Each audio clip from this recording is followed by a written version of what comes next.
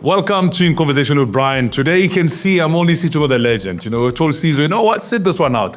You can't have too much noise for social media here. Today we're talking proper football, you know, derby football. Gentlemen, how's it? Good in you, thanks, Brian. Good, Smiley. Ladies, so I'm sitting in the middle. I'm making sure that, you know, you don't cross. Don't cross. Don't throw punches at each other. Yeah, well, you know, derby game. Errol Swart. Errol Swart. You know, called like a black referee in the derby. Oh, Errol Sweeney. Errol Sweeney. Errol Sweeney, yeah. The other one was Swart. My favorite. The hanging judge. My favorite. The hanging judge, yes. Yeah, thank you, Shaney. You see these people that play the derby people, they know all but I know he was Errol Sweeney. He didn't know that. Social media helps, eh? You know, funny enough, for the one game, he booked me. And I said, just by the way, it's not MC, it's MAC. He actually just looked at me, he didn't know what to say because he was always, you know, these things happen. You know. No, me, I had Ian McLeod, the lady. Oh, gosh, I don't know how many red cards. Yeah, well, 2 or 3, I don't know. And he would always tell me, him, before the game, bro. What did you call him? Can I say it? Chicken shit McLeod. Shane, what's up, bro? Yeah, you know, you were scared to make big decisions, but anyway. You know, I've been respecting you, calling you this nice nickname, you know, but I'm gonna give you your real nickname now. What's that? Maketa. Yeah, there we go. Maketa. The real one. The real one. Let's talk about this, guys. All roads on Saturday leads to FNB Stadium. It is a Soweto Derby, and 55 years of history in the Derby, from 1970 all the way to now. You both played in the Derby. Yep. You know, we will talk more about it as we get into the match itself. But first, let's talk about the matches before. You know, the Pirates Chiefs played Nedbank Cup this past weekend. Pirates were away to Richards Bay. It was a very interesting game there because they led 2-0. Maswanganyi scoring a brace. Mufokeng assisted both those goals. Nkota second assisted both those goals. Then second half happened and it looks like calamity was coming up for the Buccaneers. What do you make of the game, first of all, Jared?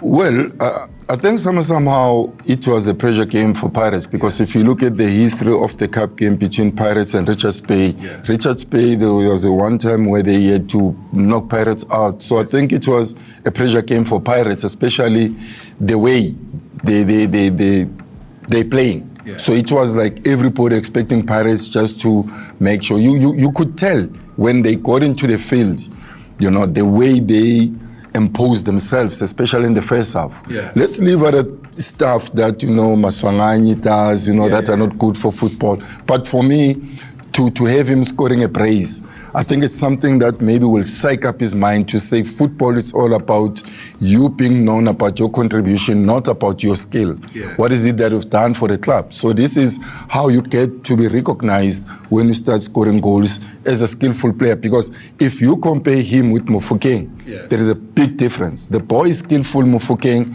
but what does he do? He always knows the most important thing is just to hit the back of the net. Let's talk about that, Shane. I mean, you look at Maswanga and you look at the contribution he made over in the game. There was a moment there towards the end, but I think, you know, when I look at that and I look at there was that confrontation between him and Mbata in the middle of a park, and then Mbata was eventually substituted. And there was a big row when that happened because Mbata, when he left the field, he went to the court, was very upset because it was just moments after Maswanga had lost the ball, but he had to track back and win the ball himself. What do you do in a situation like that as a player? You know, you got a teammate that is making life difficult for you on the field of play. Well, you've got to sort it out, you know. As a player, as a professional player, you should be doing what's good for the team, not for yourself. Yeah. And the big problem here is, you know, you've got to be professional in that way. Yeah. Unfortunately, these things happen, and he got substitute, my boss I'm talking about. Will he be around this weekend? I'm not too sure. Yeah, you know what happens with the coach. You have words with the coach, you're in trouble.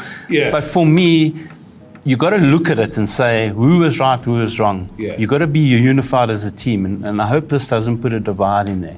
But going back to the game, you know, Pirates started well, 2-0 up, gained well. I think, did they think, well, we've done the job, our minds are now shifting to the Derby next week? Did that come into effect? Talking about professionalism. Yeah. You know, you've got to be professional.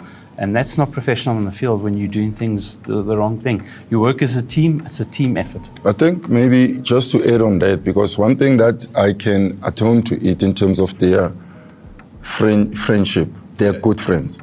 I happened to be with them in the Phillies games in Tembisa in the final. Yeah. You know, I was like with a Tito in the same tent, and Talent and Banter came through. They are big friends.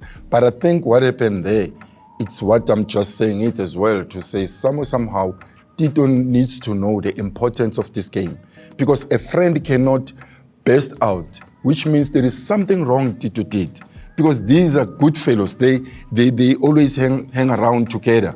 But what happened over a weekend for them to have that fracas in the field of play, I think it was what Mbata maybe feels and believes. This is my friend, I need to reprimand him in what wrong he's doing, and obviously that's what it did. But for me, I don't think it will be something that is so big, but it was maybe saying, hey, social media, don't tell me about this soccer. You are good in social media. Continue doing that.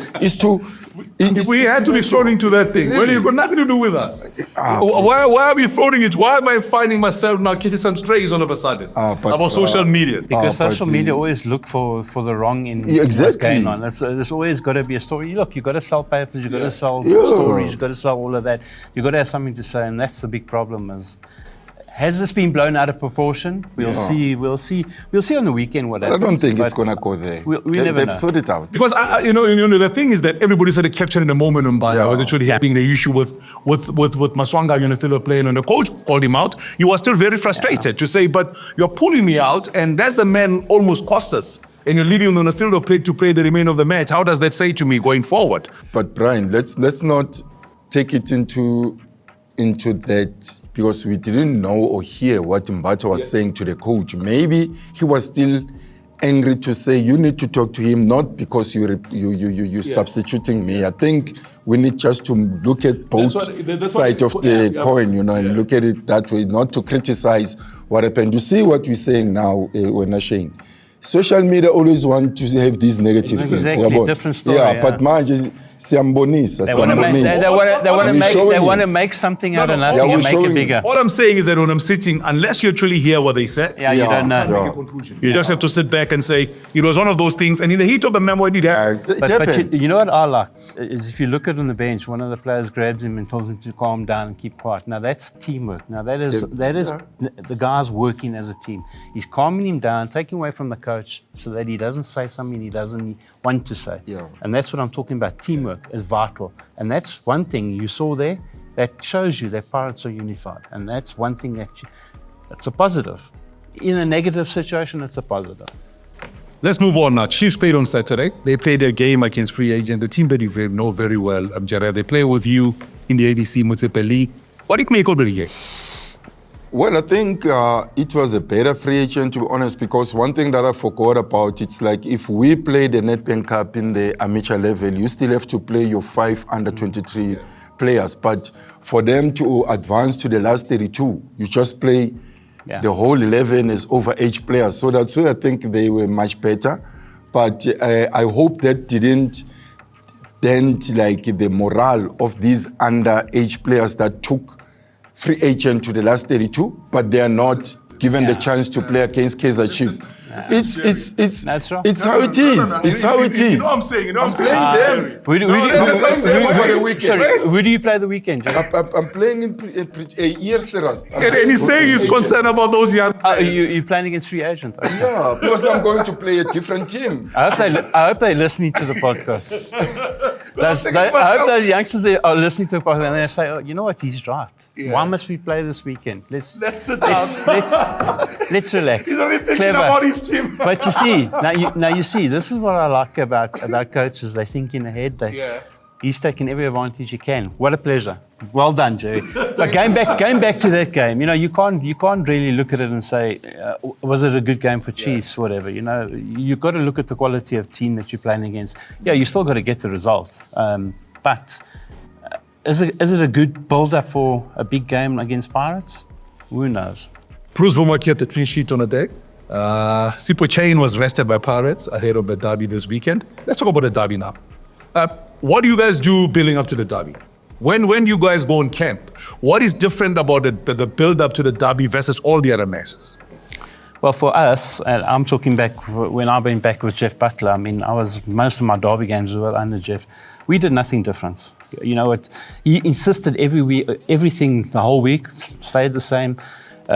It's just another game. It's a game, normal game. We go out and do the same thing. We're not going to change our game plan. We're not going to change anything leading up to the game.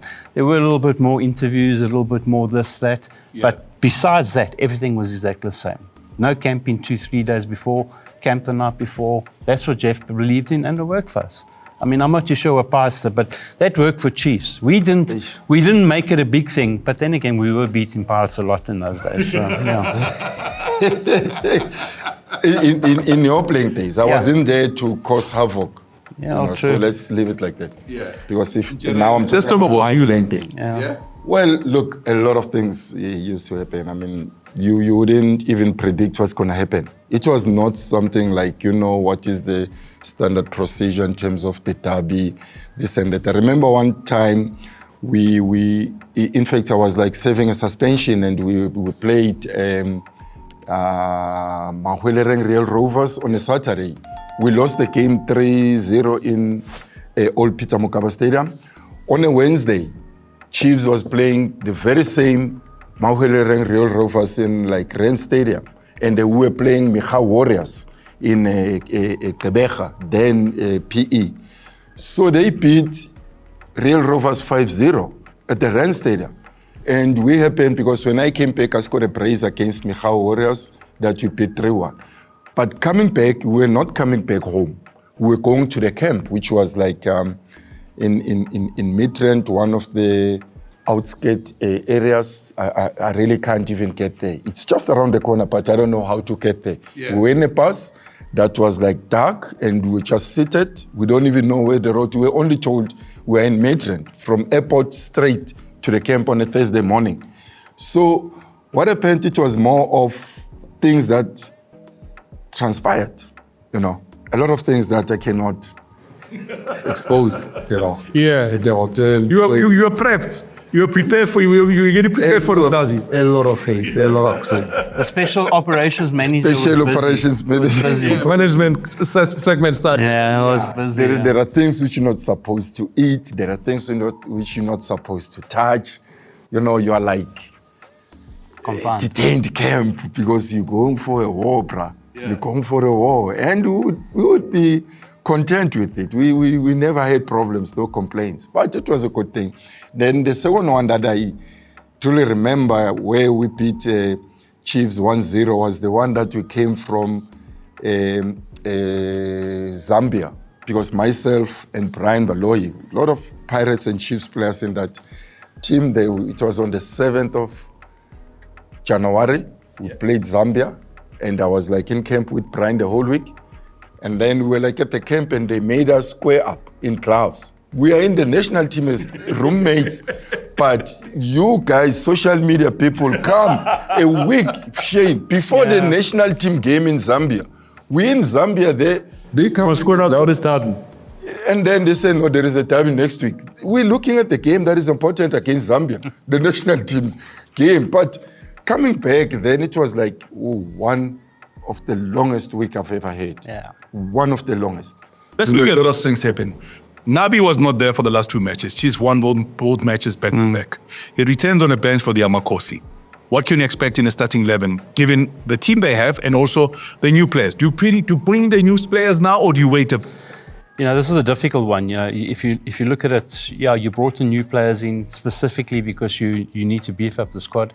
You're going into a game against Pirates who are established and know the players. Do you chuck those players in? Do you chuck them into the deep end? Do you say, well, just go and swim? It's a difficult one. You want to do that, but is it a good thing for those players? If they fail against Pirates, straight away the fans are against them. So it's for me, I would start with my trial and tested, and then bring those players in to make them hungry. Let's talk about Shane. Shane was out. He said this one, because he didn't want 3 yellow cards, he comes back into the derby. How does that work for you? Does it actually give you advantage to say you are the best player in the team as a goalkeeper? Or does it actually put more pressure on you to come and deliver because the previous goalkeeper managed to win a game with the Buccaneers? No, I think Shane will start. definitely will start. I mean, if But I'm saying, well, what does it do for him as a player? No. Obviously, It's a it motivates him Yeah. individually, like himself on the inside, you know, because he knows the only time he had to be out of the team was because of the suspension, that he got cuts because he was fighting for the team. So he's going to come back. But I just want to go back to this one that you asked, Shane, in terms of Nazarene Nabi. I don't know how to put it, but honestly speaking, you've got a coach that gets suspended and they win 2 games consecutive without him on the bench. And then he needs to come back to the bench playing against a strong team in a derby, the most crucial game. Yeah. So I don't know what's if I was Nabi, Shane, honestly speaking, I would leave it to the people that were busy with the team. Even if I'm there on the bench, I don't think I need to be more vocal, and because what Shane is saying, anything that's gonna come, anything that's gonna come. If Chiefs lose on Saturday, Nazarene is the one standing, giving instructions.